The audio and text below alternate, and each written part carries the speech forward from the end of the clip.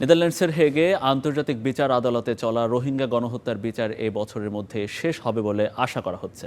শুক্রবার থেকে আবারও শুনানি হবার কথা রয়েছে।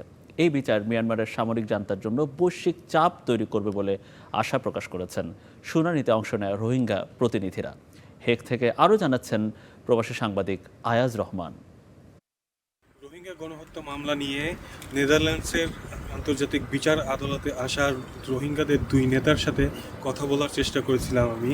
তাদের কাছ থেকে আমি যতটুকু জানতে পেরেছি, আদালতে ইতোমধ্যেই রোহিঙ্গা গণহত্যা মামলার ইস্যুতে গাম্বিয়া যথেষ্ট তথ্য প্রমাণ আদালতের কাছে উপস্থাপন করতে সক্ষম হয়েছে, যার পরিপ্রেক্ষিতে মিয়ানমার কিন্তু তেমন কোনো তথ্য এখন পর্যন্ত দিতে পারেনি, তথ্য প্রমাণ হাজির করতে পারেনি বলে তারা আমার কাছে জানিয়েছেন।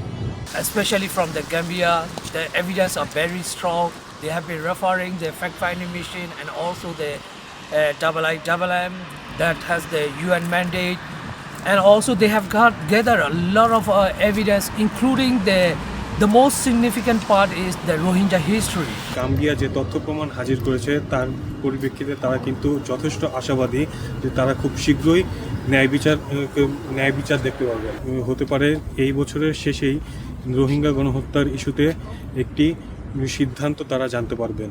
The court will deliver the final verdict, which will be whether Myanmar has committed the genocide against the Rohingya. That is very much important for us.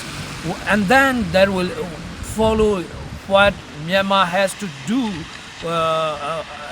for their violation. শুক্রবার সাক্ষ্য গ্রহণ শেষে পরবর্তী সপ্তাহে চলবে দ্বিতীয় দফায় যুক্তিতর্ক উপস্থাপন, এবং এই দ্বিতীয় দফায় যুক্তিতর্ক উপস্থাপন চলবে আগামী 29 জানুয়ারি পর্যন্ত।